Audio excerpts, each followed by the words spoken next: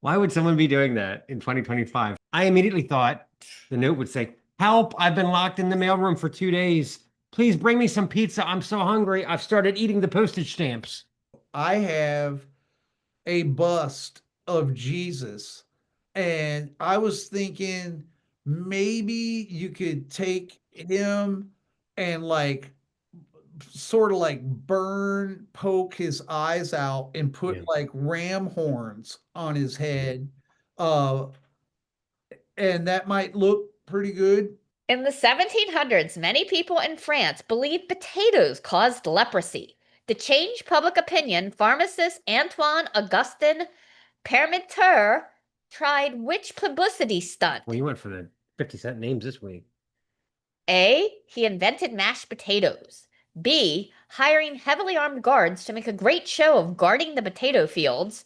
C. Throwing a potato fair with jugglers and clowns. Or D. Having bards sing songs about the great tastes of potatoes. A battered copy of the King James Bible.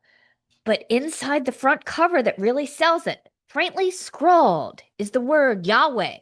I mean, how were they able to get this thing autographed? And it's only $3. I guess on the 8th day, he went on a book tour. This is the Snaggletooth Extreme Metal Podcast.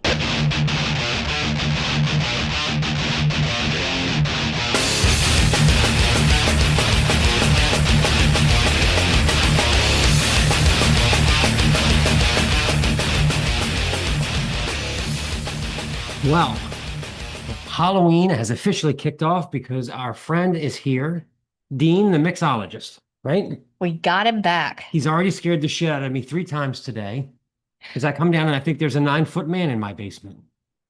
But he is making sprightly beverages. His voice, which you won't hear, is sort of this English, macabre bartender that says things like, "Your money's no good here. Enjoy your drink. It may be your last." Ha ha ha. So we love Dean. He's a big part of the show, just the same way our major award is for Christmas time, which will be the next thing coming around the corner. Yep, we were just getting out some Halloween lights. My God, the props. Please get on Patreon. We need the money. Yeah, if you would like to see someone next to Dean, these guys cost about $250. So that's right. Become a Patreon and we'll get a little witch or something. That's right, absolutely. But anyway, I'll call this next part just the facts. Now, I will never forget the time that I went to work with my father in like 1981 or something, and he showed me the fax machine. Mind-blowing technology. They will never be able to top this. This machine can send a piece of paper from one side of the country to the other using the phone line. Contracts, bids, pricing sheets. Back in the 80s and 90s, the fax machine was the center of all office activity. It used to print on this cheap, curled paper that made every page look like some kind of ancient parchment for delivery to the king with a wax seal in it. You basically had to unfurl it like a scroll and read the proclamation. And please be safe and always use a cover sheet to be sure to waste as much shiny paper as possible. It has a critical part in the movie The Firm. Remember? Yes. It falls off on the floor and rolls under the table, and it's like a really important message that the bad guys don't get. Again, power of the fax machine. Then the bigger fax machines developed the capability of printing on regular paper. Get out of town. This was the pinnacle of the pinnacle. Our office had a little fax station area with little cubby holes to put the documents when they came over and a list of all the other branch offices and fax numbers. Even so, my boss was such the scallywag. I remember one time I was talking to him at the fax machine, and one came over from it was supposed to be for our Cleveland branch, right? Rather than redirect it, which would have been the same amount of effort, he writes, "Attention Rocket Science Department. This is the Baltimore branch. Duh," and sends it back. Nice guy. Anyway, I remember standing around waiting because the restaurant was going to send us the specials menu up the street. The argument was Village Subs does not have hush puppies, but when that menu came over, they did. Fax menu confirmed, and there was much rejoicing, and a banquet soon ensued with puppies of hush everywhere. We also had a restaurant. We used to all wait with bated breath for them to fax the daily special. What the specials are, yeah. That's a big deal. I thought the next logical step was pizza delivery over the phone line. Why stop at documents? Shove a slice in and ding! Pepperoni received. I'm still waiting for the replicator from Star Trek. Earl Grey, hot. I knew they still get a lot of faxes at Stace's office from the doctor sending patient files and notes. Apparently, in the medical field, faxing is still as popular as ever. The other day, you were telling me that if a patient actually faxed over a handwritten note, right? Why would someone be doing that in 2025? I immediately thought the note would say, "Help, I've been locked in the mailroom for 2 days. Please bring me some pizza. I'm so hungry. I've started eating the postage stamps." This woman actually just wanted some kind of documentation. So I guess she wanted documentation for her Are documentation. you too busy to pick up a fax? Where were you? I mean, email, hello.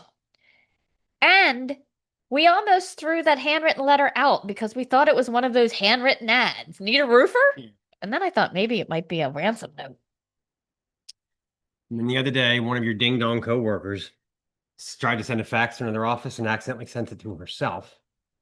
Duh. So next time she pisses you off, she should be like, go fax yourself. I think that'd be perfect. She seems to be enjoying He it. enjoys doing that, apparently. Speaking of retro office behavior, I am old enough to remember that there was no voicemail at one point. It was like my first job, and voicemail was just a fancy technology. We could not afford it. So this is going to rock your world. But if someone called at this point, back in this era, at 5 o'clock and the person had left, you just had to wait until Monday to get an answer. Can you imagine? No pagers, no cell phones. You were just SOL. You had to just go home and have an iced tea and wait. I have a tiny office, and we still have no voicemail. We use this high-tech system where I take the message, write it on a sticky note, and put it on the person's computer screen. Future's here, baby. Shout out to the brainiacs at 3M. We utilized the sticky system as well, yes. Also, they used to allow smoking in the office. People sitting at their desk, wafting smoke into the air. Hard to imagine they didn't really ban workplace smoking until the early 90s.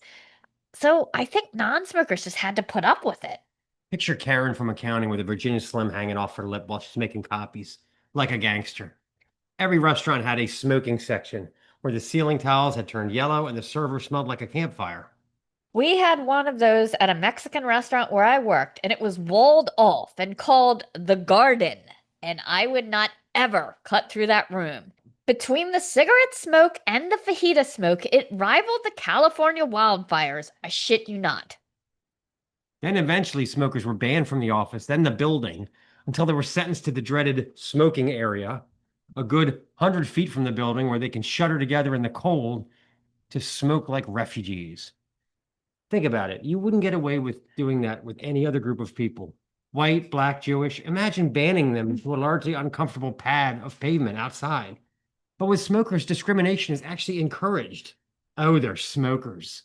You're only allowed to hang out by the dumpsters if you're going to do that shit. Stay away from the wash, you smelly bastards. Not today with your secondhand smoke toxins. I wonder what they would do if they did that with people who drank beer. We all had to stand outside and... I'd be out there. Tiny bubbles. Years ago, I went back into the restaurant field part-time as a second job. It had literally been 10 plus years since you could smoke in any restaurant or bar. Well, except those sketchy bars in South Carolina that draw a blind eye to federal legislation. Yep. I would go to seat a couple and they would ask for 2, non-smoking. Rather than update their outdated asses, I would ignore it and take them to a table. Again, she wanted to verify. This is non-smoking. Look, lady, I already told you once. Now, if you'll excuse me, the milkman is around back making a delivery. Then I have second shift switchboard operator gig till 10 o'clock tonight, okay? See you on the flip side, daddy-o. All right, you want to talk about a feature interview? Our feature interview this week is part 1 of our discussion with the incomparable Steve Austin, the mastermind behind the legendary noise grind band Today Is the Day. We have a fascinating discussion with Steve about the making of his brand new album, Never Give In. We cover some unlikely situations that triggered incredible songs. His favorite Today Is the Day album cover selection, the making of his wild new videos, and he takes a shot at blaspheming monikers, so stay tuned for that. Okay, let's play a song and we'll give you a sneak peek at this freak show of a video. This is Pain and Frustration.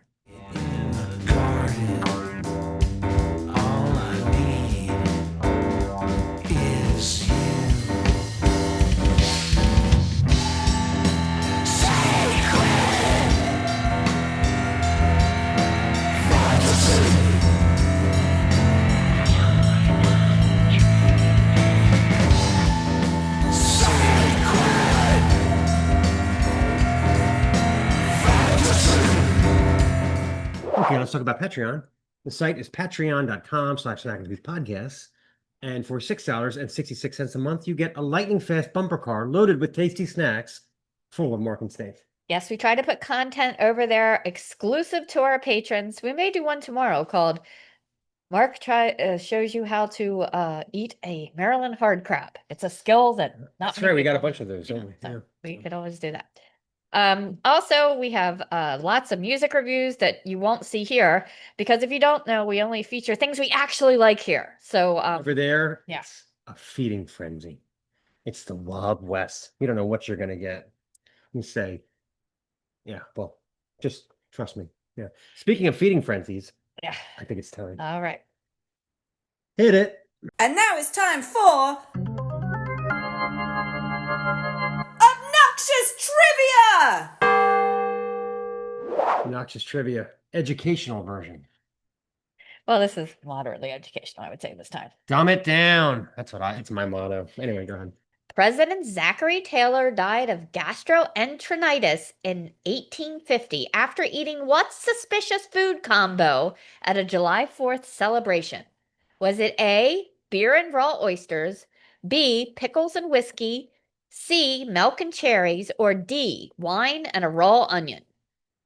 Pickles and whiskey sounds absolutely delicious. I'll go with milk and cherries. You are 100% right. Ding, ding. Okay. Apparently, back in those days, number one, they didn't exactly have Tums, and the acidity. He apparently ate a great deal of cherries, and the potentially not good milk killed him. Oh, the milk was sour. Or They something? they think it might have had some bacteria in it. 1850. Did they have like yeah. pasteurization back then? I don't know, but at any rate, they are as greatly I only sterilized. picked that because that was the only sweet option. Everything else was like kind of tart and bitter. So Yeah, so they think. beer and that- oyster sounds great too. Bring it on. and he was not very far into his presidential term. Okay, Obnoxious Trivia number 2. So far, Mark's 1 for 1. Let's just end it now. Before becoming Pope Pius II, Andreas Silvius Picleomoni Wow, there's a name. wrote a novel about what? A romance involving a pirate queen. B, a forbidden adulterous affair. C, a philosophical debate between angels and demons. Or D, a cookbook of ancient Roman recipes. A cookbook of ancient Roman recipes.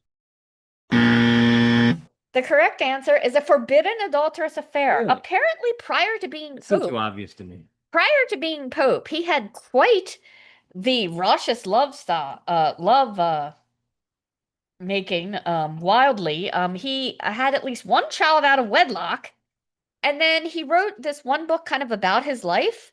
But his bestseller was this one, A Forbidden Adulterous Affair. It's about this couple that meet at a funeral and start making eyes over the corpse.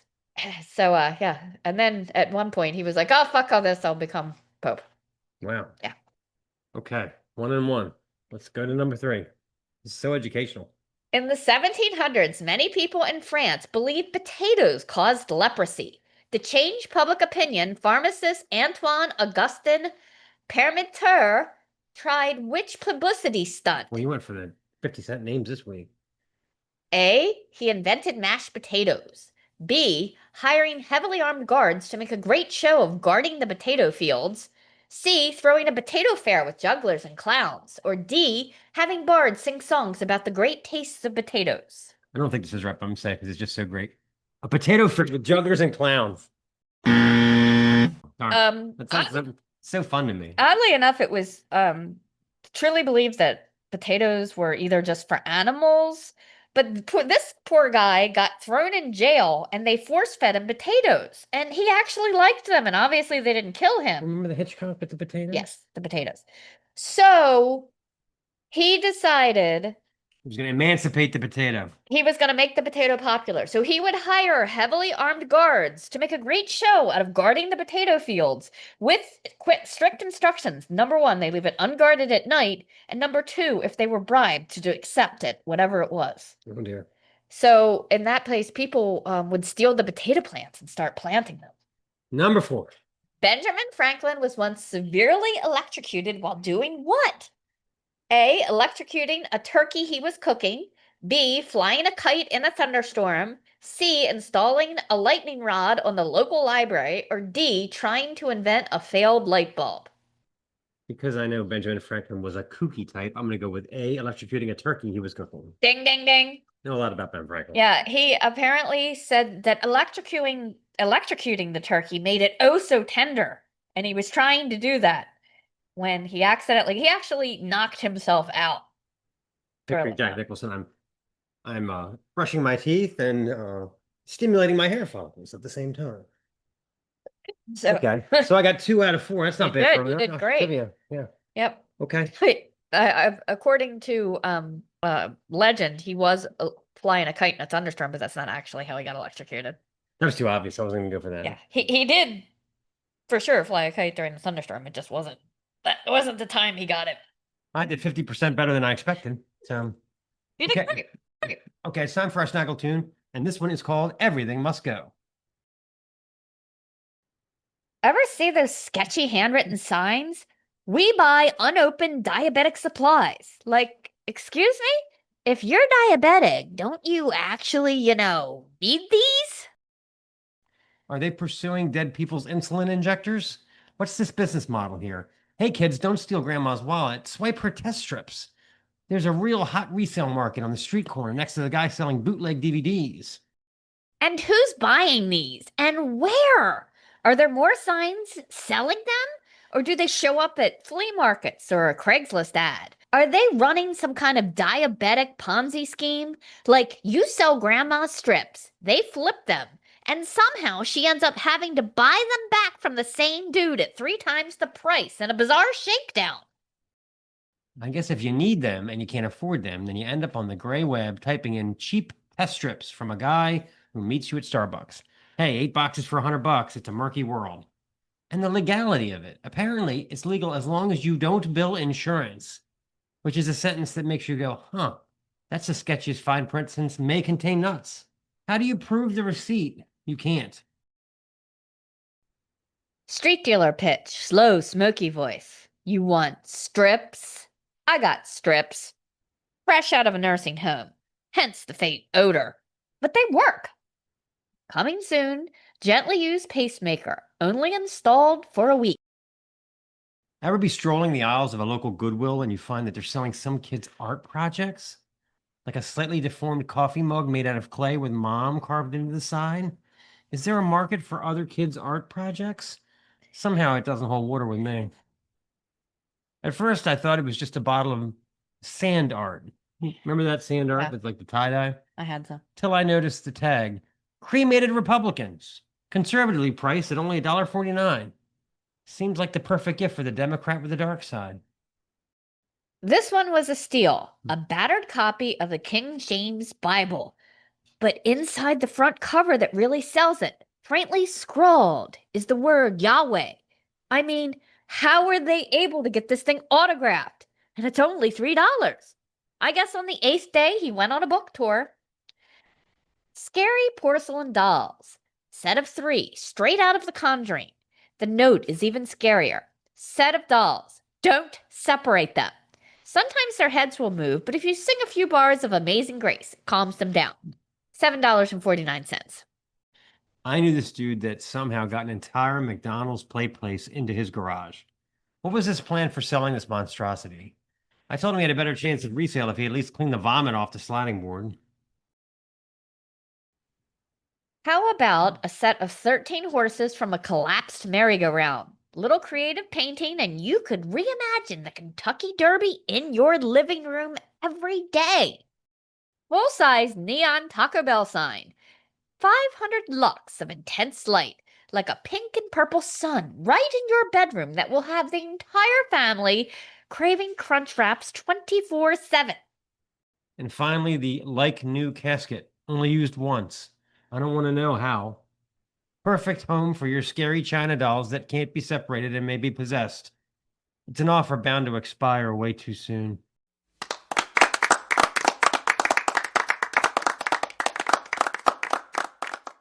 All right, I can't take it anymore. Let's hear some Today is the Day. This is Never Give In.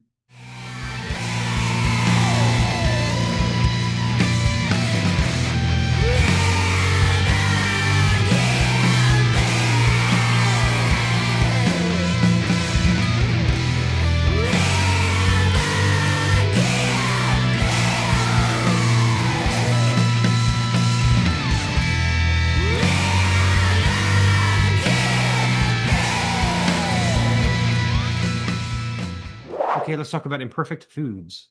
Imperfect Foods is the grocery service that ships right to your door. And in order to save the world, this is a good option. It lessens your carbon footprint. You give homes the bent carrots. See what I did there? Oh, my. And other imperfect vegetables or fruit. Some of them are a little small. They'll Excuse tell me, you, my vegetable is perfect. Thank you very much. there's no bent carrots here. We had a bent sweet potato once.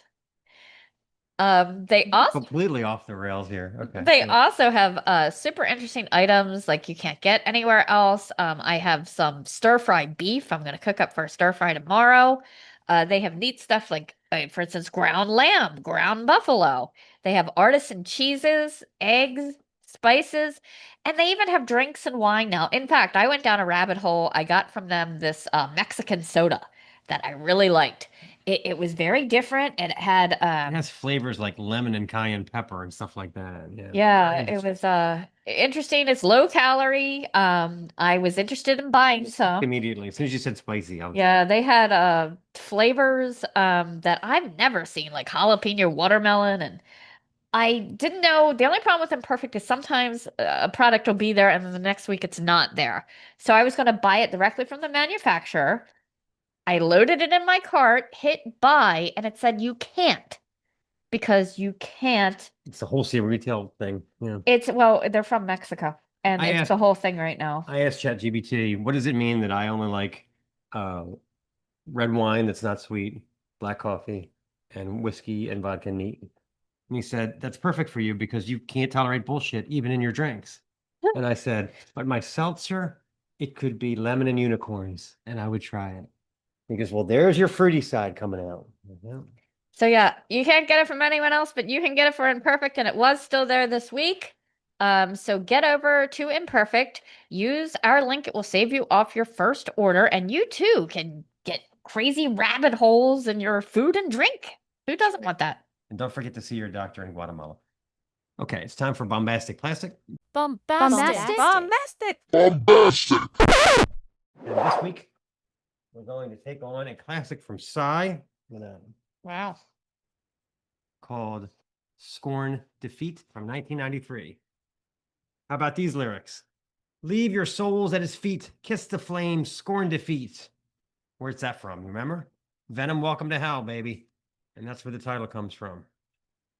It's relatively straightforward thrashy metal by Sigh standards, but packed with bizarro quirks by anyone else's. Even so, there's so much enjoyable metallic meat on these bones, nobody's complaining. Released in December 1993 on Deathlike Silence Productions, the label founded by Euronymous, proving Sigh were just as OG as it gets. They're already an expo of visceral, head-down, downstroke slashing metal that occasionally floats away on dreamy clouds. Tracks like The Knell put it all together with wicked vocals, hyperspeed drumming, and keys that sounds like they were piped in straight from a haunted church. Let's play a clip. This is The Knell.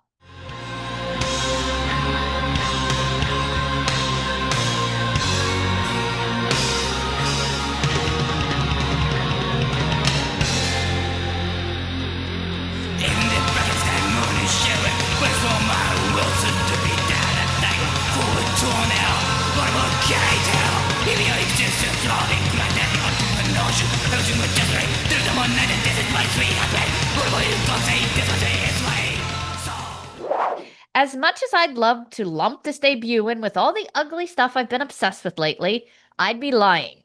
Sigh were never fully abrasive, nor 100% melodic. Mirai can claim that they were just bashing out crude 80s thrash impersonations, but it just ain't so. There's not much overdubbing here, not even much overlap between guitar and keys. It's got that live trio energy, like the greats. The balance of black magic pomp and guitar filth is already distinct.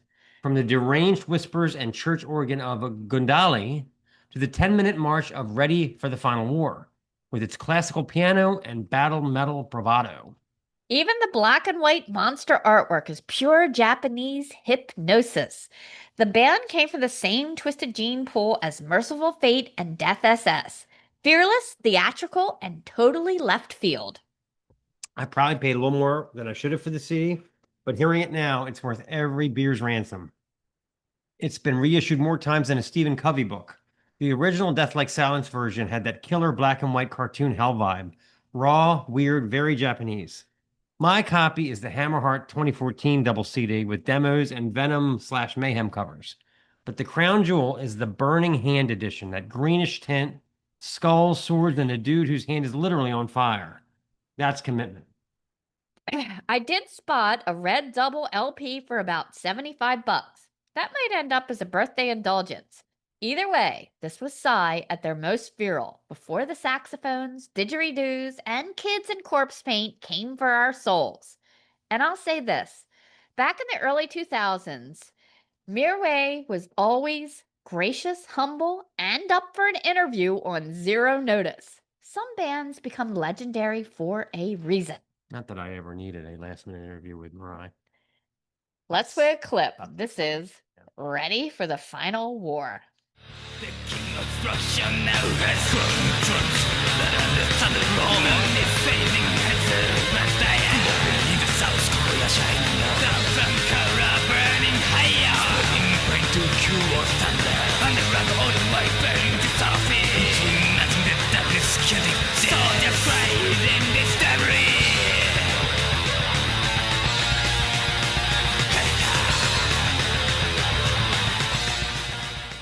All right, let's introduce this amazing interview.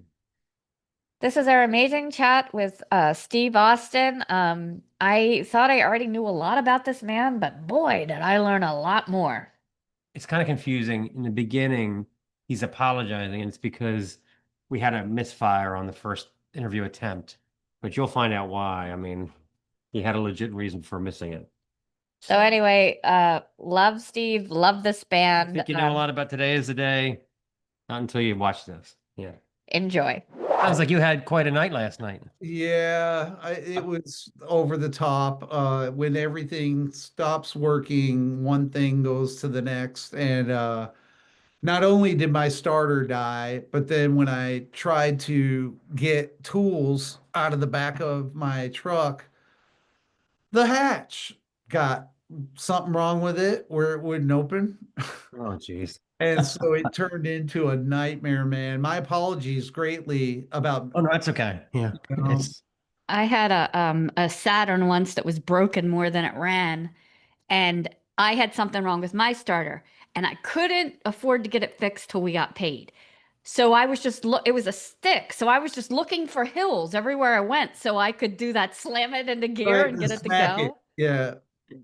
But it's like so inconvenient. I'm like, at the mall, there's no hills. What am I gonna do? right. And it's always like right when you don't expect it too. Like I had just done some work to that truck of putting a new exhaust on it about 4 or 5 days ago. And I'm like, all right, cool. I'm caught up with all the family cars. Like everything works, everything's cool, blah, blah, blah, blah. And then the next thing you know, I'm like, it's like I almost couldn't believe my car wouldn't start. I kept turning the key and I'm going like, why are you doing this right now? Like, you got to be kidding me, man. Like, and Yeah. so, but anyways, though, no, I am excited to be with y'all though. I was looking forward to it Yeah. yesterday too. And again, my apologies. Well, All right, I so love this question. I loved it. Right when I was starting to do my research, the good old Google machine, and I was digging through things, I realized there's a lot of famous Steve Austins in the world. Yeah. So if you could pick, do you think you would be more like the $6 million man, the government agency rebuilt guy, or the guy stomping mud holes in the ring? Which one do you think you're more? Bionic man all the way. Yeah. Yeah. I No, had a $6 million man lunchbox in grade Did school. you? Yeah, I did. Yeah. Yeah, no, it was trippy being a kid with that name because I grew up right when that show was on TV and all that. And if you think about being a little kid, like 7 or 8 years old, Yeah. and go turn on the TV and it's like, Yeah.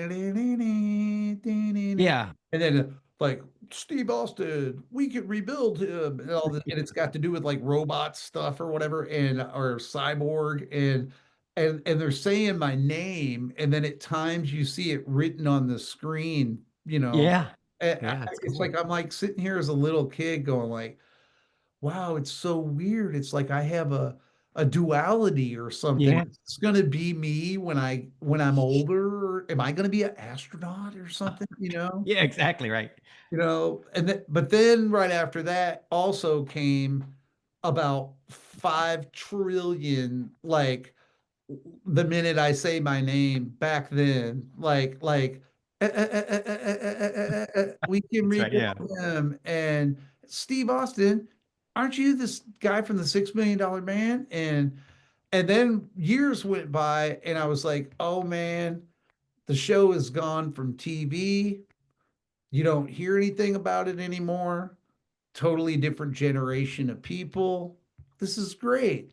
And then I turned around and there's this big dude. The wrestler, right? Yeah. Yes. And his name is my name. And I was like, oh my God. Yeah. You can't get away from it. I Yeah. was joking with somebody the other day that, he'll go away. And right now, somewhere today, there is a baby being born, No. and it is being named Steve Steve Austin. Austin, right? And then he will outshine me. He will develop the cure for cancer or Right. whatever other crazy things. And then I'll go to the grocery store and there'll be the new one of like, Right. Steve Right. Austin, aren't you the guy who developed the vaccine for cancer? Like, no, there's a long line of us, wrestling astronauts, Right. vaccine Right. designers, but I'm the musical one. So anyway, Yeah. It's like if your name was Michael Knight or Ace Frehley or something, you know what I mean? yeah. Yeah, or you'd be just completely, no, I'm not that one. No, no. Funny enough, one of my best friends, of the only friends that I have up here in Maine that lives like 2 miles from me, his fucking name is David Sanborn. Oh, What? I kid you not. wow. Yeah. And for other folks watching the show, David Sanborn is a famous like jazz like kind of musician or whatever, like dude, experimental uh dude. And my buddy could not be further from experimental jazz dude. He's more like experimental mud truck dude. Yeah. Oh, yeah, exactly right. Yeah. Yeah. It's like if his name was like Billy Cobham or something, My you know. God. Yeah. And he works at a car wash, you know what I Yeah. mean? You'll come hang out. By the way, this is one of my other friends, Marilyn Monroe. You know. Yeah. I only hang around with people that have famous people's names. That's my thing, right? It is funny too, because in life you run into the other people who are cursed with the same name, not Steve Austin, but like I can't think of one this minute, but I know within the last like couple months there was a moment of me dealing with somebody, and the guy turned around to me and like, yeah, my name's like Robert De Niro or whatever, or some name that you automatically know, and we're both standing there. It's almost like we wanted to do a bro hug. Right. Bro, I feel your pain. feeling Yeah. your pain, bro. I totally Oh, get, that's great. it makes you appreciate the crazy parents that name their, this is my daughter Amethyst. Like, yeah, she's totally great. Actually, we made her name. What we did was we took 5 consonants and 3 vowels. We wrote them on a piece of paper, put them in a hat, shook it up, and that's why her name is Selingugugol. Right. And make sure that you get it all on TikTok too, the whole process. Yeah. And then now they have the opposite problem. It is explaining your name for the rest of your life. Every time. What is your name? Oh, it's Google. Yeah. Is it Celine? No, it's Selena Gogol. Well, who the fuck would call their kid Selingwickle? Well, my parents, they wanted me to be at the top of Google search, so they made my name. It's like my 2 kids' names, I believe, probably would pop up at the top, but it's just fluke irony. Their names are not really that weird. They're more like very normal names. Like the oldest one's Hank, and the younger one is Willie. And so, like, when I've looked up my own kids, like Hank Austin, he's usually right up there near the top, or same thing with the other one, because the other one's name is spelt different too. Like it has no E on the end. It's a Switzerland Yeah. spelling of it, Willie, like Willi. But yeah, no, I got that. I don't know what. Oh, last one, since we were talking about that, that's kind of funny, is this curse also included one more person, because this is probably before you guys' time, but like in the late 1960s, early 70s, there was this dude that was a singer personality dude that had records and was on TV shows, and his name was Steve Lawrence, Oh my Okay. and Edie Gourmet, which was his Okay. wife, I think. Yeah, that was my parents' favorite. They were a Yeah. team, and he sang that song, Raindrops Keep Falling on Me. Okay. Yes. Yeah. And my psychotic sister, when I was born, walked right in there and was like, "Yeah, let's, like, his middle name can be Lawrence." So my fucking name right out of the bag was, it's got an N on the end of it, the proper name, but Steve Lawrence, only to be followed up by the Austin. bionic man, Austin.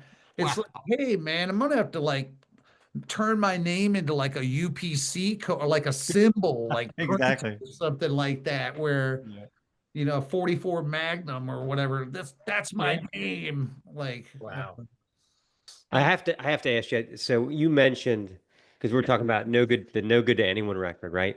So as much as I love your intense songs, I have to say that Callie from that album, really, I've always really liked that song. Is that about your wife, or a loved one or something? Because about my dog. it's about your dog. Okay. Okay. Yeah, It's that so dog. tender and so just it's such a departure for you, you know. No, thank you, man. That the dog, besides being my dog, um, sort of in a roundabout way saved my life. Like, I was sick during that time, couldn't figure out what was wrong with me, and the dog got deathly ill, and we took her to a vet. And then when we were at the vet, the guy was like, your dog is eat up with Lyme disease. Oh, Oh, God. no. And then he looked at me, um, and kind of backed away a foot, and then got in closer and looked at me again. And he's like, and I'm sorry to say this, but I think you got it too. And I was like, what? And he's like, yeah, you're the whites of your eyes are yellow, Oh, wow. and they're not like you have symptoms visually that looks like that's what's wrong with you. And I told him, I go, that's so weird that you would say that, because I've been going to like 20 different doctors trying to find somebody to figure out what's wrong with me, including like an infectious disease expert. And Wow. And the vet figured it out? and the vet, Wow. sure Wow. as hell. That's And crazy. yeah, and then that same day, Callie died, and I was heartbroken about her dying, and so I just sat down and thought about her, and in a primitive kind of way described like what my life was like with her in it, and then now gone, you know. Wow. Yeah. Yeah. But I Yeah, like, I had a dog like that died that I really loved, and it was like my dog. Like it would wait outside when I was in the bathroom and stuff. It would wait for me. And when he died, I had to put him under. I made a point. I wrote I typed up everything I could think of the dog, like everything about him, like what he did, what he liked to eat, because I didn't want to forget. Like I knew I'd forget, and I saved it, so I still have it. Because you forget stuff like that, No, you So do. I get it. I get it. Yeah. It's funny how like it's it's really overwhelming, like when something like that goes down, because obviously, especially if they're not really old, you're not expecting it to happen. Right. And when when she died, it absolutely killed me. I just could not believe the dog died. And if not to break thousands of hearts out there or whatever, but I tell you about the dog and human connection. I kid you not. When I was sitting there talking to her in the last few moments of her being alive, I was like leaned over and had my hands like in front of me, and I looked at her, and I was all upset and crying, and I was looking at her, and I was telling her, like, I love you so much. I just can't believe this is going on. And that dog took its paw, I swear to God, and just placed it right onto my, Reassured you. to Yeah. Yeah. reassure me. Yeah. And when she did that, man, I mean, I was so I know. devastated, blown away. I felt like I was gonna die. I mean, it was because me and her were really close.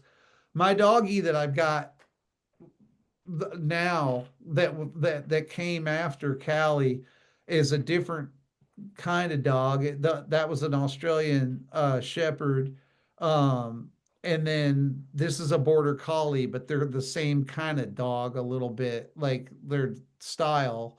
And Abby is definitely like a third child of mine. I mean, she is probably the smartest dog I've ever owned in my life. And as far as understanding English, Yeah. Yeah. not just commands, but just saying stuff to the dog. I mean, she'll blow your mind. Like we have chickens and stuff like that, and if you leave the door open, the chickens will start kind of coming in, trying to get in the house or whatever. And I could be on the other side of the house, and if I know that's going on, I can just turn around to her and like go like, Abby, would you please tell the chickens to get out of the house by the door? And then she'll take right off, go down there, shoo them out the door and all that. Wow. You That's so know, cool. Yeah. yeah, no, that I'll tell you, if you get the right one, man, about like blowing your mind, like your dog is everything. My Yeah. dog is my baby. She's my little baby. No, I hear you. Yeah. So, for your new album, did you realize when you started it that it was going to be two chapters, or did it kind of evolve that way? It evolved that way, and it went back and forth. At one point, I was going to make it be a double album, and um, I've done one other double album in my life that earlier on called Sadness Will Prevail. Oh, I know that one really well. Yes. Yep. And it's a pretty wild album. It may be the longest extreme music album of any ever. I think it would take like 4 full vinyl LPs to be able to put that on vinyl, because it's like I it, it might be, it's over 2 hours long, I think, or something like that. Well, But 23 minutes is never answer the phone. So I mean, yeah, just that one song. And so when I was in the moment of doing that, like a double album, I thought about it a little bit more, and I was like, you know what?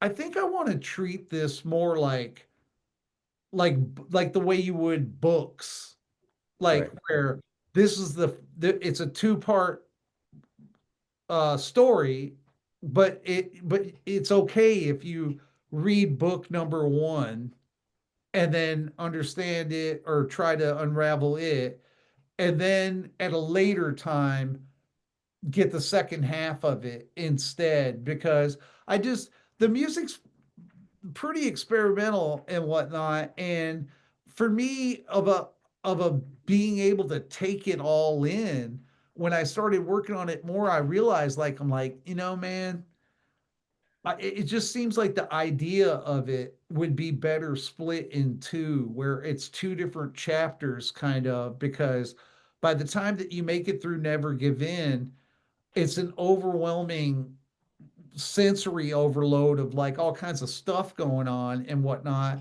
And I feel like that the listener would maybe be able to enjoy the second chapter better by not having it tied to the current one. Okay. Yeah. I see where you get the title from, Never Give In. I love in Divide and Conquer, you've got these stark lines about isolation. I live in the woods, it keeps me from killing. Juxtaposed with that rallying cry that life is worth living. When you're writing lyrics like that, are you trying to kind of consciously balance hope and despair, or does it just kind of happen? I on purpose wrote all the lyrics to that album stream of thought with no editing allowed. Um, I I've done it both ways before. I will say I did allow some editing in previous albums or whatever, where I'd write something, rethink it again, maybe change it around a bunch, and then main idea is still there, but maybe I changed it a bunch or whatever. But on this one, to try to stay true to the whole idea of this one, was, it sounds bizarre, but it touches back on what we were talking about a little bit earlier. But like, I don't think on the top of my mind I had this all figured out, but in sort of understanding it now, it's like when you lose your freedom, and you get it back, like you want to use it. And like, so for instance, like with this album, you know, you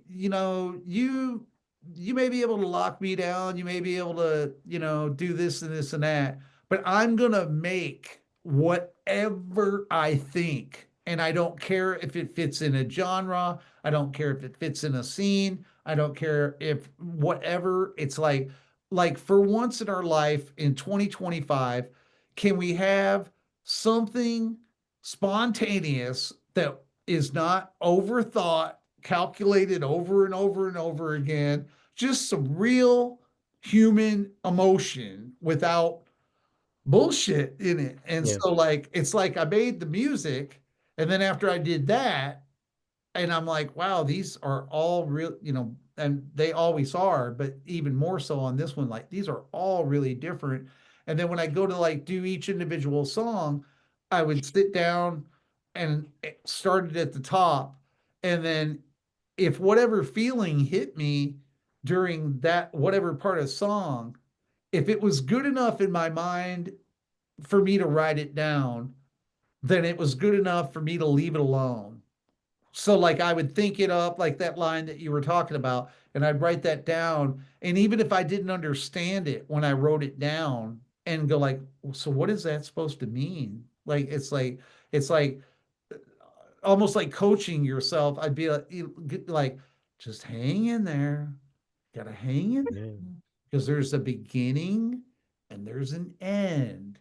And the whole idea doesn't just like plop out on the table. There's like a beginning of it and an end. So if you have faith and let it start as it progresses along, once you go back and check it out, there'll probably be a cohesive idea there of whatever it is that you're thinking.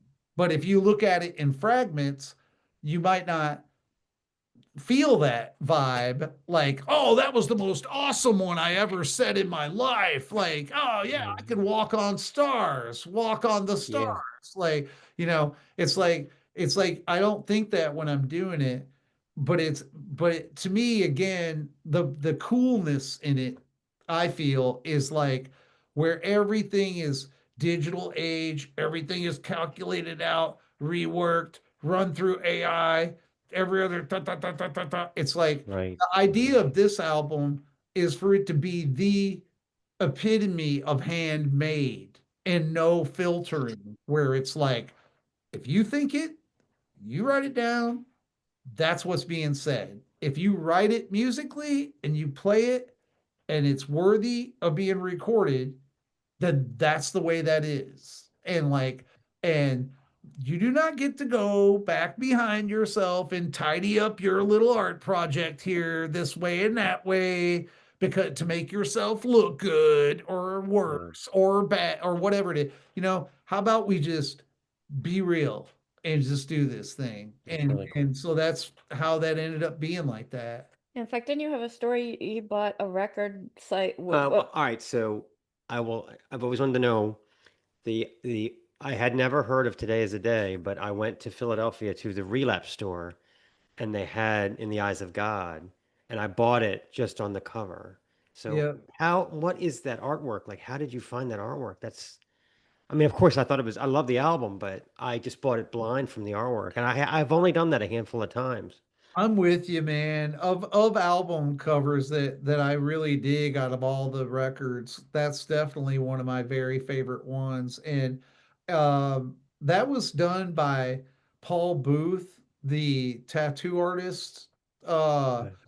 During that time period, like the late 1990s, Paul was tattooing lots and lots of people from like the death metal world and Oh, yeah. metal world. I think I can't even name them. There's just one you'd see every other week some dude getting tattooed by him, and I absolutely was amazed by like his imagery and whatnot. And my wife and I owned, it was her shop, uh called What It Is, that was a tattoo and skate shop in Massachusetts. And she had lots of access to friends who are super famous tattoo artists, dudes that would come through that shop and do stints.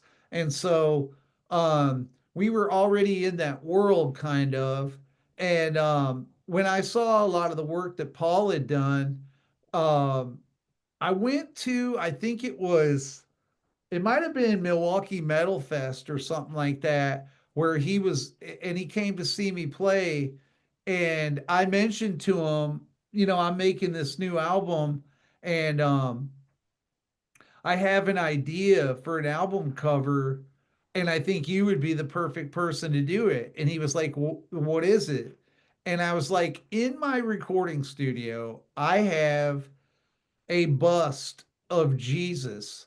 And I was thinking maybe you could take him and like sort of like poke his eyes out and put Yeah. like ram horns on his head.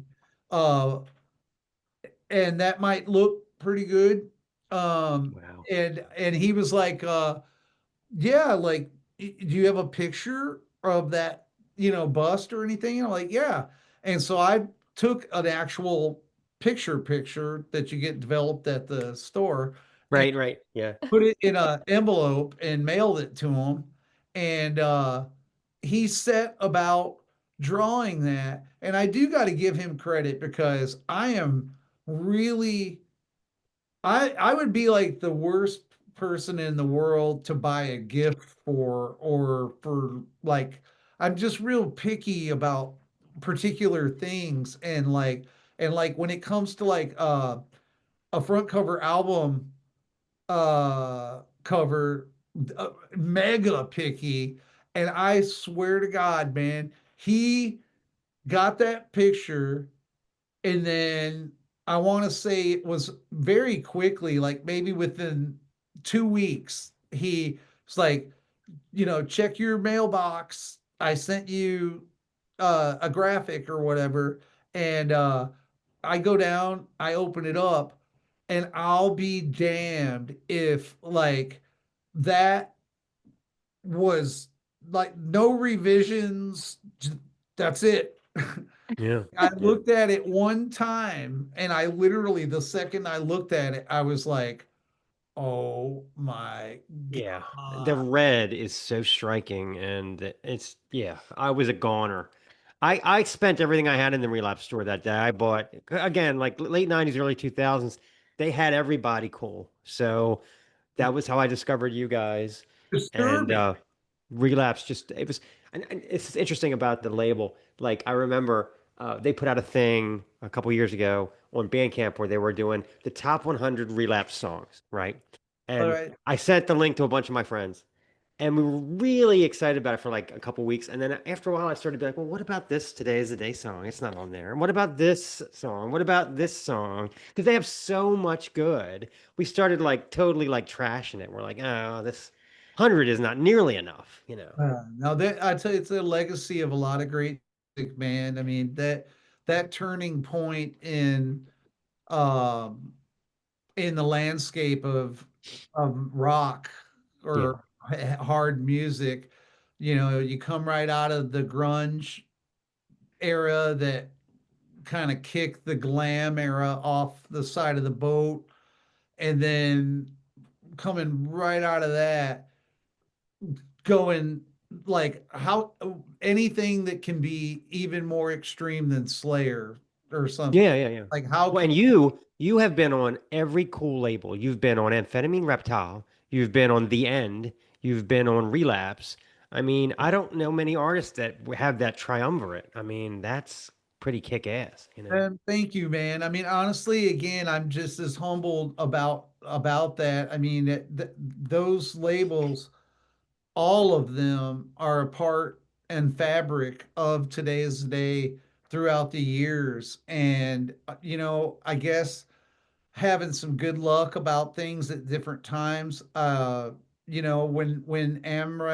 Amphetamine Reptile was sort of winding down a bit at the end of the 1990s. Right. Grunge was sort of over. The noise rock had kind of seemingly drifted away and whatnot. A friend of mine it was a booking agent. He was like, "Hey, man, I know these dudes, and they're starting a label, and I think you'd like them." Like and I think and he was at the time it wasn't a done deal yet, but they were like, and I think they're gonna sign Neurosis and stuff like that. And and so I was a big fan of Neurosis and had toured with them like three or four different tours. And so I thought, well, if those guys think that these dudes are pretty cool, I'd be into checking it out, and see what's up. And I remember getting my catalog, uh like they gave me a catalog that was one of their early ones that was like about this wide and that Yeah, yeah. tall. Yeah, that sounds right. That sounds And about it right. Yep. had like it was the most crazy looking, like you open page one and all of the pages had meat as the background, Okay, right. like steaks or burger or meat or whatever Right. meat stuff. Not intended to be like gory, like a Right, right. bashed in head or something like, but I'm just saying straight up meat. And then they had, mortician hacked up for barbecue and Barbecue. like really over the top, like crazy stuff. And I was like, wow, this is pretty cool, man. Yeah, Like I think these guys are, they got the right idea about like what's hip or what's going on right now in yeah, 1997 or whatever, and yeah, and then I guess I was right because like right after Neurosis, Today's the Day, High on Fire, Mastodon, Dillinger Escape Plan. yeah. You can go on and You on just go on and on. Yeah, you of can. amazing bands. Yeah. Yeah. Yeah. You're talking about animals. This cat only comes when we do interviews. If we're recording the show, he's nowhere around. As soon as we're doing an interview, he's like, I'm on camera. Yeah. Yes. He's our podcasting cat. He knows somehow. The I know podcast. what I wanted to ask you about intentional psychological warfare. The lyric sounds like they're channeling destruction. And then you have the lyric about the car crash that changed your life. Was that about that van crash or like a Yeah. figurative crash? That is about that van crash. It's funny because there was a moment when I was gonna start the album out with that one instead of Divide and Conquer, and that seemed to sort of lyrically be kind of picking up the story or whatever at a certain point, and then after fiddling with it a bit, I realized that the other, sort of like watching a movie when you start a movie and it goes for like a few minutes, but then it jumps back in time for a minute Right. to something. That was the idea about that. And yeah, that pretty much like goes through all sorts of ideas concerning like when that happened. I mean, it really did change my life in not a good way. Like, I'm obviously perfectly fine now. I can stack 6 cords of wood, grab a car door, chuck it over here or whatever, climb Right. a mountain or whatever. But like back when that happened, yeah, I mean, there was a point in time because of that car crash that I had gotten maybe within probably only a month or two away from being wheelchair bound because I had already progressed through getting a cane, a walker, all kinds of stuff to just Yeah. to be able to get around. And it was because when that car crash happened, um, the right side hip shattered into pieces and the left one dislocated. And when I went to go to the doctor to get this checked out at the hospital that night, I don't know how on earth that something like that could be missed because they said they x-rayed me and my buddy that was in the crash from head to toe, but they evidently did not x-ray there because I left that crash with a problem starting small that just kept snowballing. It's like at first it's a little bit of something in your walk, and then it's painful, then it's more painful, and it literally got to a point to where I mean, I couldn't walk up the stairs in our house. I had to pee in like a jug and shit like Wow. that, like a milk jug. Yeah.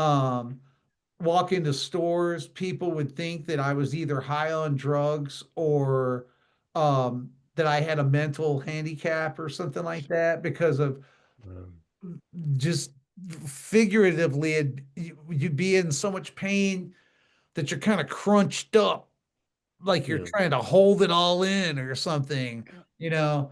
And so it's like that was a out of my whole life, that was definitely a nightmarish period of like years there where I had no idea what was wrong with me. And then finally it took the right doctor and 2 surgeries and then all back to good again. Wow. You really are the bionic man. I have uh I have fake hips. Yeah. I had It a never double, killed reminded him. me. It I had a reminded me double of. I don't know if you heard about this, but John Christ kind of had the same thing, except it was almost worse, like from Danzig, where he got in a car accident. He got thrown out of his truck, and he was thrown into the opposing lane and run over, and his fingers were dangling by threads. John Christ from Danzig, right? Couldn't play the guitar for years. Had to do all this physical therapy, and that's why those songs nobody's heard them for so long because he had to kind of like you he had to go through all the physical therapy. But he recently brought it back out, Yeah, and we were there. he's actually got a Amazing. new band and he's playing all the old Danzig stuff, so it's really worth checking out. Yeah. So, Yeah, I tell you, that part has a lot to do with whether you win or lose. And I remember I had a lady telling me, she was like, you will never put your socks on again. Oh oh my my God. Like the way that you did before, you'll have to use a tool to do Oh it. my God. And right when that lady said that shit to me, I was like, I am here to tell you that you have never met me. That's right.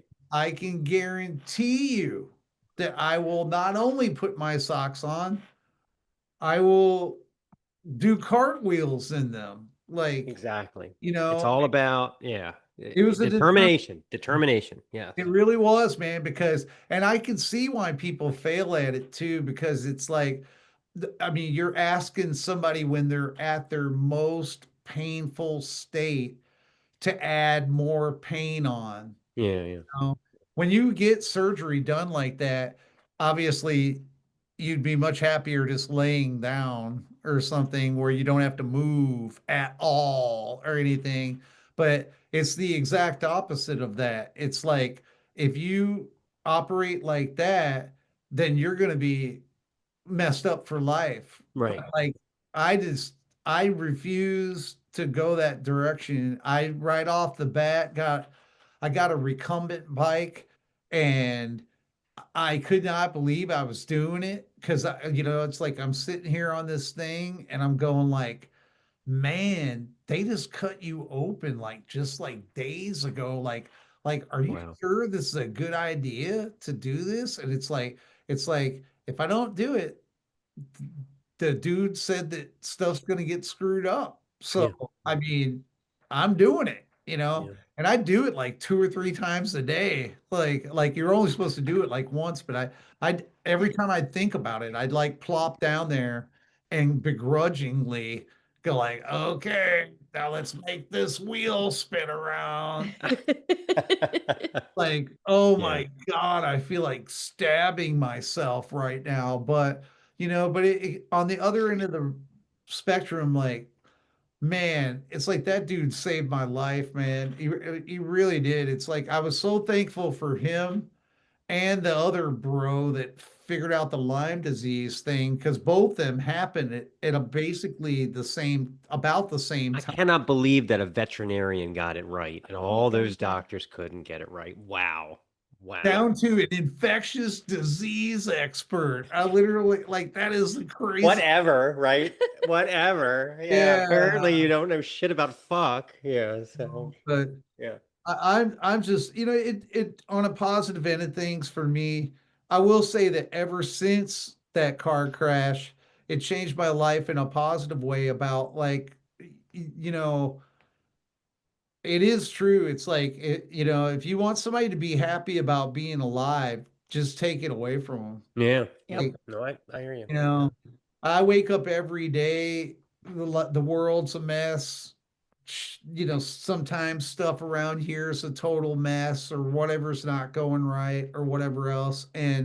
But the bottom line, I never take for granted like like one day of time. And I Yeah. get freaked out if a day goes by and something didn't happen or something didn't get done, then that's like a wasted, like meaning even if you're supposed to have fun, if you're not working, if you're gonna go have fun, then go have fun. Like, Right. you know what I Right. mean? But Live if your life to the fullest. Right. I live your life to the Exactly. fullest every Right. single day, man, because like you have that night when that lady hit my car, that would have been like the last thing I would have ever thought of in my life. Like I remember Yeah. it was warm in the van, heater going. It was Black Friday, like November 26th. Wow. Uh Driving down in Massachusetts through an area that is sort of like at the northern part of the state, not real congested right there. You got to go get down into Boston before it starts to get like that. And me and the dude were in the van just talking and listening to music and on our way to New York City to pick up the drummer. And I just all of a sudden he let out a "Oh my God" or "Look out" or something like that.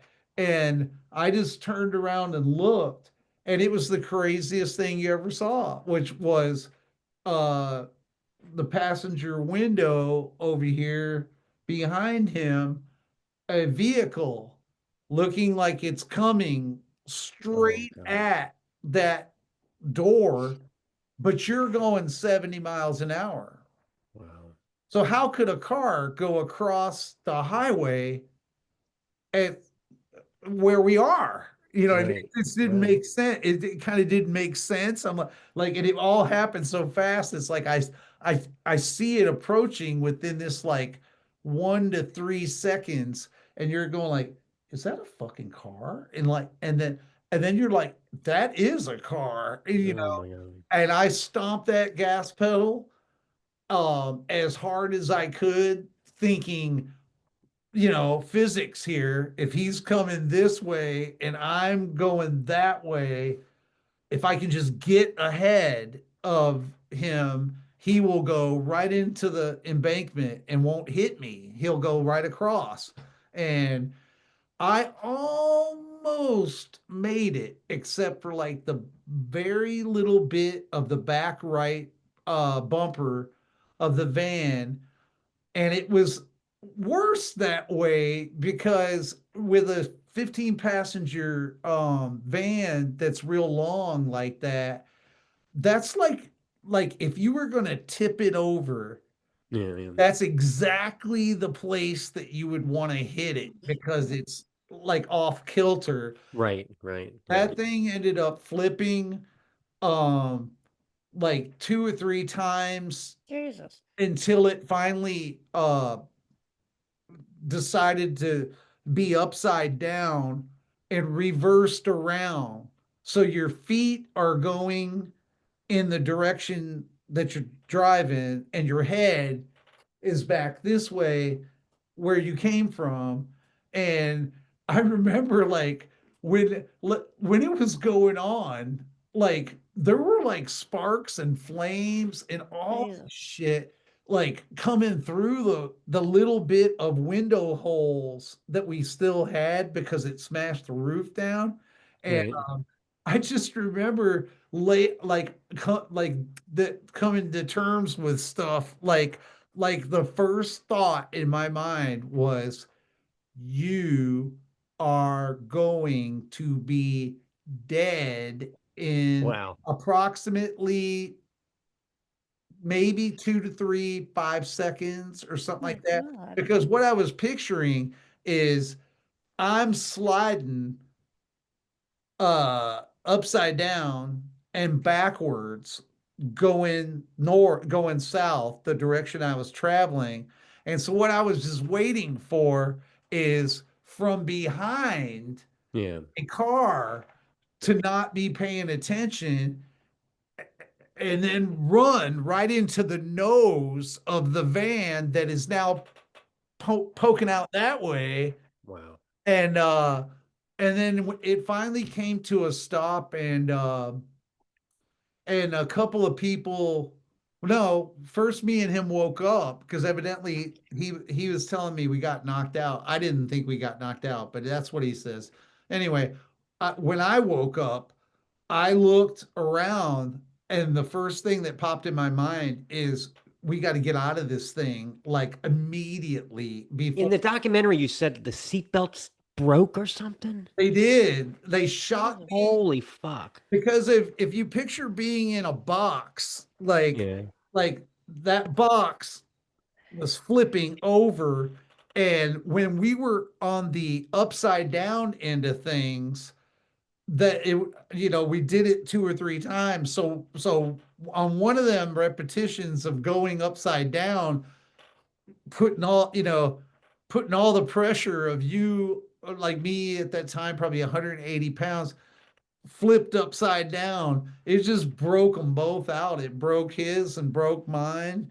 We were Wow. laying on the ceiling of the van. That's crazy. It was nuts, man. Like it was the scariest shit. I swear to God, nothing in my whole life has ever compared to Well, I how will tell you this, it's not on your Wikipedia page. I looked all through it. They don't mention the accident at all, and I think that's an important part of the band's history. They really missed that, you know? yeah, that I guess that should be thrown in there because that could It have should been be. Bald Yeah. Steve like easily. I mean, it was so terrifying.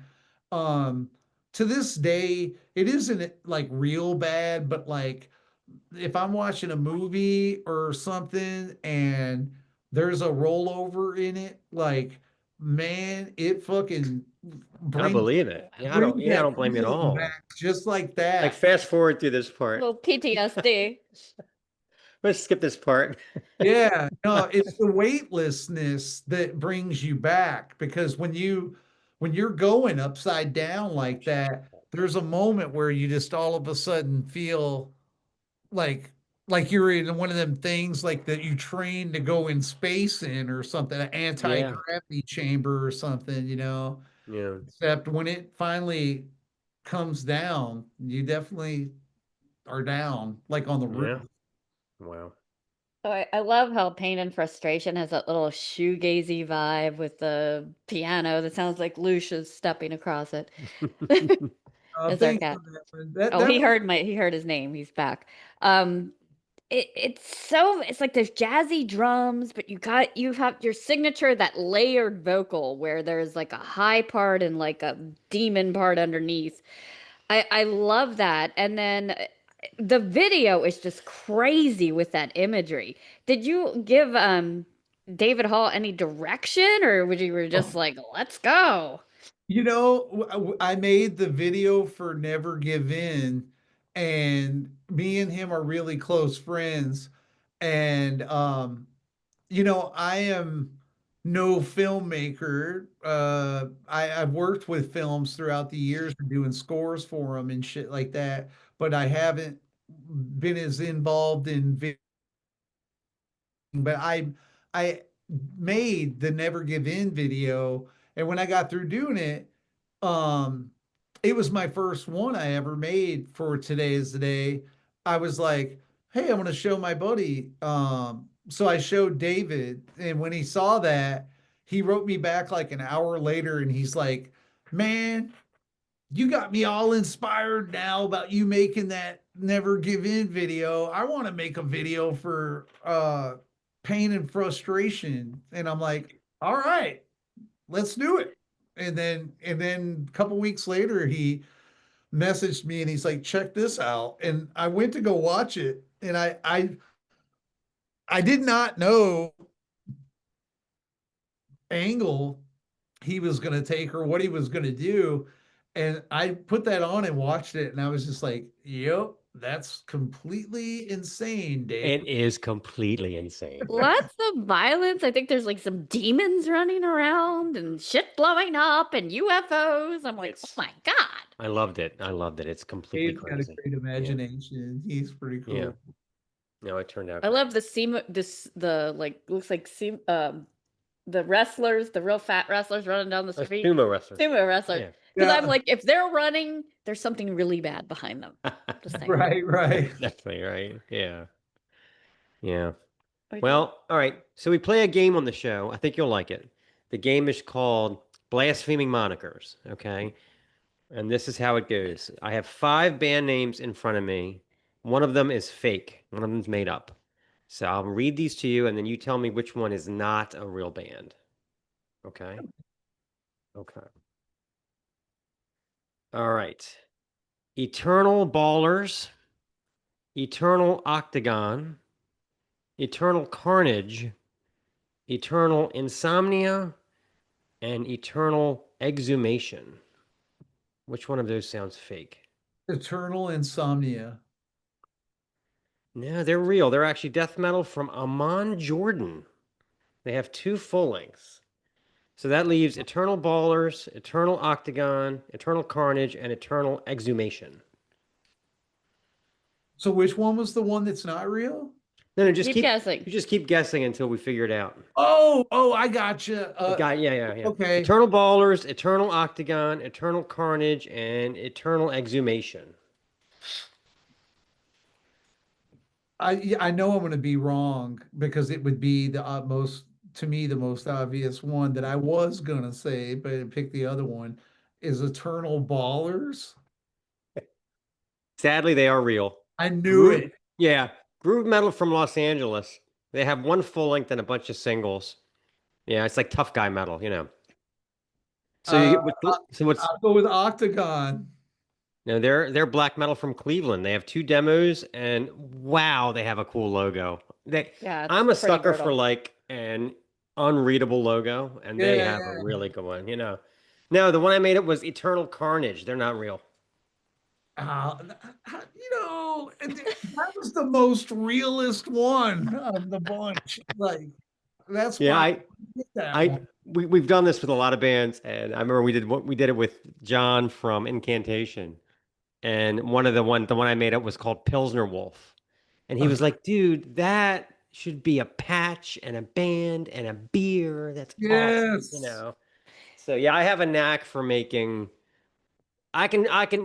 I should like open up a brokerage. I'll name your band for you. You know what I mean? Like Yes. I should do it. you I know? couldn't believe REO Rape Wagon There was was the a real band called REO Rape Wagon. It's on Metal Archives. Yeah, crazy. Crazy. Now there's some good ones out there. Yeah, some of these band names, you're like, did you take 5 minutes to come up with your name or what? You know, like Yeah. And then I had a complaint that Today is the Day is not on Metal Archives, but you are.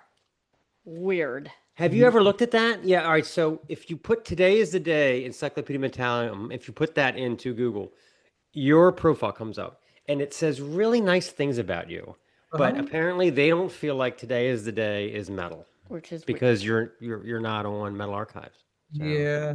But that's a compliment though, because like, I mean, I've always just wanted to be known as a like music, just Yeah. in general. And I've been fascinated by different genres of music and stuff at different times, but I've realized more and more as time goes on that I, it's a whole conglomeration of things to me, like meaning lots of different kinds of music, Yeah, I agree. always. Yeah. And so I don't mind if they do that or whatever. That's okay because it would be the bad would be if I was just automatically indoctrinated into it because we pigeonhole fit in so perfectly. Like Yeah. so Yeah. Well, Crocus is in there, so there's that. So yeah. yes. Ah, Screaming in the night. they were a first ballot right in. Yeah. Your Yeah. music's too complicated. They can't get their heads around it. That's what it is. Right. Crocus, Oh. as long as Crocus is in there, we'll be okay. Yeah. The sounds of decay!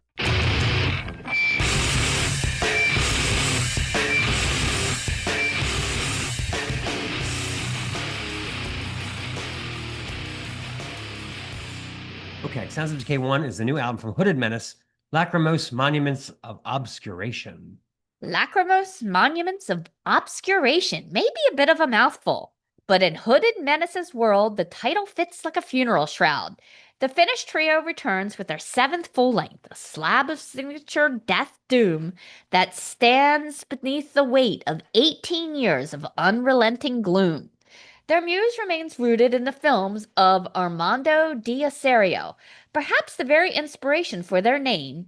Osorio twisted the already feared Templar Knights, notorious for their martial prowess and clandestine rituals, into an undead order who drained blood, rode skeletal ghost horses, and hunted by the sound of their victims' heartbeats. Pure death metal fodder.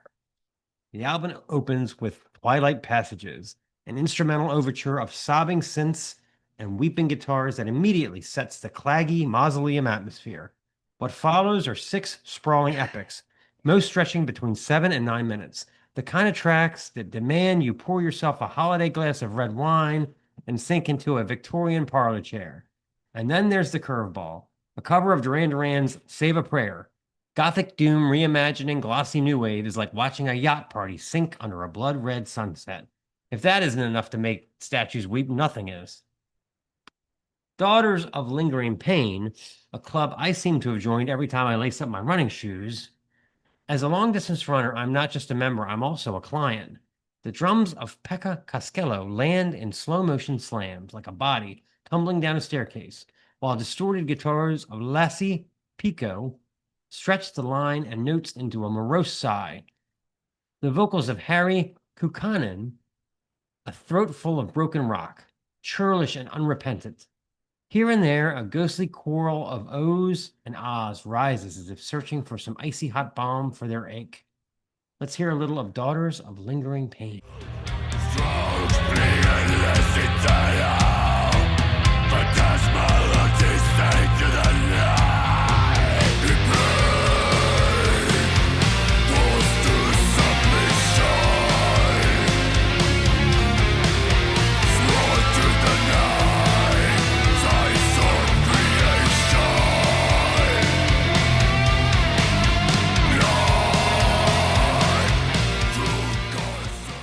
Later, the guitars knot themselves into taut clusters before unraveling again, their micro-pitched edges thickening into something close to harmony. The bass lurches beneath with low-end chords, as vicious as dirty custard, dragging a dark undertow. The drums seize the spotlight in a sudden build, kick drum stomps and cymbal tickles, mounting into a reprise of that moody yet insistent guitar melody, which neatly bookends a solo whose notes tumble like socks in a dryer. Midway through, riffs and drums snap into a dusty canter, only for another solo to flash the yellow light that brings everything back to the original zombie pace. Short guitar screams punctuate the end of the track, silenced only by a lone kick drum beat like the final heartbeats before the flatline. Lugubrious Dance. By the way, lugubrious is my new 50-cent dismal synonym. Look for it in a future review. Anyway, the song is a slow fade in a very unlugubrious, see, I couldn't wait, unlugubrious, sidewindy, quick-sprung guitar notes over sprightly snare whip cracks and kick drum flutters. An eerie moan over the proceedings adds a dire pall. Pico's guitars grab the spotlight and the hard panning, get down and dirty, dropping a gothy Addams Family-approved series of note-dense distortion. Check out Between Verses when he alternates simmering into a chuggy riff and a series of note winds that will get your head nodding. Harry Kukkonen's vocals are a guttural glory, especially when he holds up those gargled notes like a mouthful of Listerine. The pace eases as the track opens up with longer guitar notes that wail, whinny, and spiral out. Drums knock out a steady mid-pace thwack and lock arms with the bass, like a giant's footsteps shaking the earth. Guitar riffs completing the groove that clicks into place. Notice the guitar solo that starts in, fits in spurts before grinding out some wavery notes that kiss into noodles and zip back out with a sigh. The grooves briefly resume before the pace slows by track's close with trudging drums and morose guitar wiggles. My favorite here might be Portrait Without a Face. And yes, it is really missing a visage, something far more ominous than a silhouette. The portrait without a face hung in darkness and cold, strokes bleeding, endless eternal, a phantasmal odyssey into the night. The guitar enters thin and jangly like a wind chime of razor blades, swaying in a cold breeze, its micro-pitch doubling the riff's bandwidth. Blast beats stutter between verses, only to simmer when the vocals emerge as if someone suddenly turned the burner low. A crisp, glassy shimmer of melody slices through each jangle, kissed with reverb and bent towards sadness. The vocals themselves are trenchant and caustic, the kind that can melt anything soft, while the low-end bass keeps stirring the cauldron underneath. Mid-track, crunchy riffs bite in short, jagged bursts, every chord crackling like kindling, while snare snaps ricochet back, dueling with the guitars and whip-fast volleys. After a solo that tears out like a getaway car with more noodles than your grandmother's carbonara, the cello enters. Its bowing is heartbreak itself, fragile elegance laid bare. The finale tumbles into a disturbed scatter of notes, riffing and collapsing until they dissolve into diminished pastel smudged strums. If Finland's national philosophy of sisu is all about resilience and perseverance, then Hooded Menace are its soundtrack embodiment. For nearly 2 decades, they've churned out quality death doom, sparking mosh pits at festivals like Hellfest, Roadburn, and Maryland Death Fest, each performance recruiting fresh souls into their eyeless horde, which fittingly is also their Gmail handle. As they put it on their Bandcamp page, on the precipice of their 3rd decade, Hooded Menace stand not as a bridge, but as the pillar between 2 distinct realms of underground metal. For fans of Asphyx, Spectral Voice, Coffins, and monuments prone to emotional outbursts, this Death Doom sermon is yours to kneel before. Templar membership card not required. Let's play Portrait Without a Face.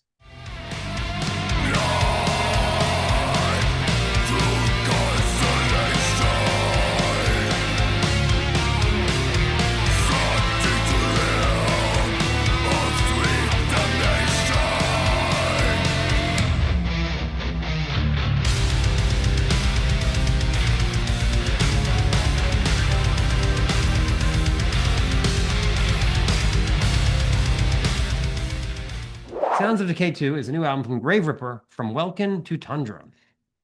From Welkin to Tundra is quite the ambitious title, isn't it? Conjures ideas of a long Tolkien-esque journey, encountering sprites, dragons, and deities along the way. Not enough bands use the from here to there approach with album titles anymore, and I think we need to bring it back. Napalm Death had From Enslavement to Obliteration, and who could forget the cover for Impaled's classic From Here to Colostomy? If you haven't seen it, trust me, there's no need to look it up. I think I wore out my first copy of Skinless's From Sacrifice to Survival, mainly because of the production.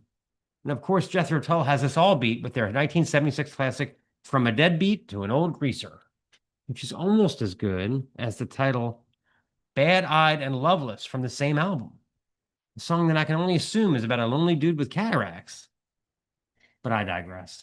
At any rate, From Welkin to Tundra is the second full length from the Midwest-based black and roll entity known as Graveripper, a moniker that stole our attention a couple years back with their storming debut, Seasons Dreaming Death. Now they're back, paired to a trio with newcomers Steve Garcia on bass and Nick James on drums, but fear not! Mainstay frontman Corey Parks has concocted another scorching platter of 10 hard-thrashing cuts that flash by in 33 minutes, and artwork rather adjacent to Immortals' Icy at the Heart of Winter on Wiseblood Records, an imprint that's quickly becoming a clinic for quality US extreme metal releases. The tempos are hypercharged, the riff tones roar like chainsaws, and Parks' shrieks and scowls sound splendid, especially considering the band produced this album themselves. The album is rife with hotspots, and Sanctioned Slaughter is definitely one of them. A speedball that rips and tears from the very first note at furniture-smashing thrash pace, peppered with commanding double bass workouts and wild fills from James. The verses have a hairiness and bark reminiscent of Prime Exodus, but the chorus shifts into old-school death metal mode, Parks conjuring a low wolf and some impressive guitar pyrotechnics that stretch across the second half of the track. Let's play a clip. This is Sanctioned Slaughter.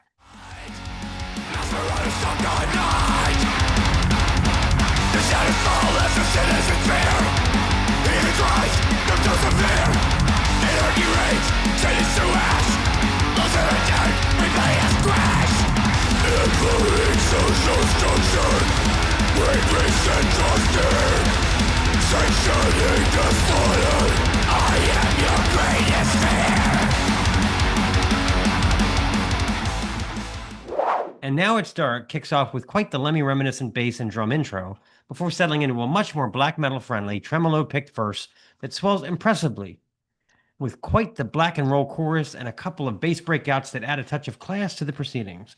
Again, an impressive mix, especially considering it's self-produced. I have to mention New Gods, New Masters, a 3-minute blaster that kicks off with some very dissection-friendly blast beats and icy riff tone before slamming again into a catchy thrash chorus that seems to be a specialty for Parks. He's one of those remarkable performers that can scream and growl all he likes while pronouncing the lyrics in such a way that we can understand every word. Then, without warning, he pulls perhaps the album's best riff from the Graveripper war chest, one that's bound to get the pit churning like your washer on color safe mode. I wish I could say all the new releases with lineup changes are as strong as this one, but it takes a special dedication and talent to pull off such consistency. Hats off to Graveripper, as they have moved from Indiana hustlers to black and roll overlords in just a couple years' time. Album officially drops on October 17th, so you know what to do. Let's play a clip. This is And Now It's Dark. Shadows crawling, drenched in mortal plane. 6 men, unwell, moving picture frame. They are the one they seem inside this favorite dream. Inverted vocal lines. The fire walks the line. Mutuality. Where pain is all agreed. Sounds of Decay 3 is a new album from Krigsgrav, Stormcaller. Krigsgrav are one of those bands that seem new until you realize they've been crafting soaring dramatic black metal for over 20 years. I guess you could call them the Anne Hathaway of Texas black metal. I mean, no way The Devil Wears Prada was as far back as 2006, you know? I mean, Krigsgrav may not have quite created their Les Miserables yet, but 2023's Fire in the Fall is every bit as strong as Bride Wars ever was. And let's just say it, okay? Kate Hudson was way hotter, and that Batman movie is super overrated. I'd rather listen to Krigsgrav for 24 hours straight and sit through Tom Hardy's Bane hollering louder than everyone else, not to mention several plot holes you could drive a dump truck through. I don't even know where I was originally going with this analogy, but at any rate, what's new on Stormcaller? Well, it appears the band has brought back full-time bass player Wes Radvansky. Plus, if the vocals in the opener Huntress of Fire Moon sound familiar, it's because we get a treat guest appearance from Jens Ryden of the Swedish band Thirfing.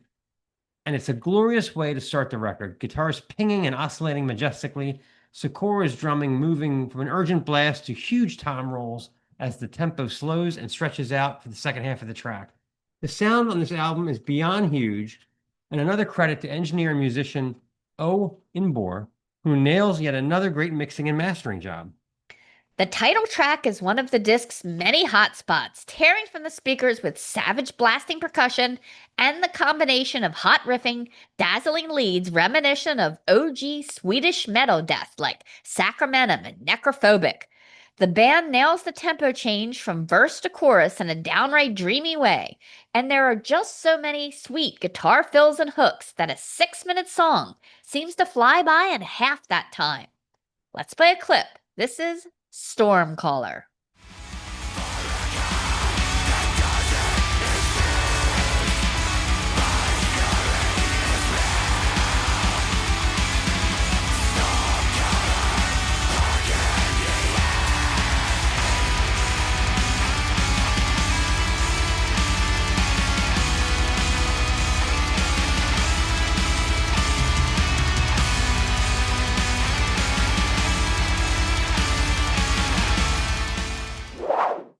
Another gloriously titled track, The Tonic of Wilderness, again explodes in hooky tremolo picked guitars and blasting drums, which act as a canvas for Cody Daniels and Justin Coleman to take off with one dramatic lead after another. Tempo shifting for the first vocal that doesn't have to come in for a full minute of shredding. The pace is that of a deft gallop. Coleman's vocal harshness keep in contrast with the uber melodic tendencies of the guitarists. Just when we seem to have found our happy place, Krigsgrav drops in a dose of David Sakura's stunning clean vocals as frosting on an already delicious treat. The track cycles through an unhurried tempo, the push-pull between the guttural and the graceful in perfect balance, before slamming it back into punishing blast mode to close things out. Not only is this one of the stronger Melodeath releases this year, it should recalibrate our perception for sources of quality black metal. Texas is ready to challenge Portland, Oslo, and Gothenburg for the Olympic title, and I say more power to them. So get over to Bandcamp and grab one of those red-hot 2 LP marble copies of Stormcaller. And I mean, admit it, Interstellar was much better than anybody expected, you know? That tidal wave scene alone had me on the edge of my seat. Just saying. Let's play a clip. This is The Tonic of Wilderness.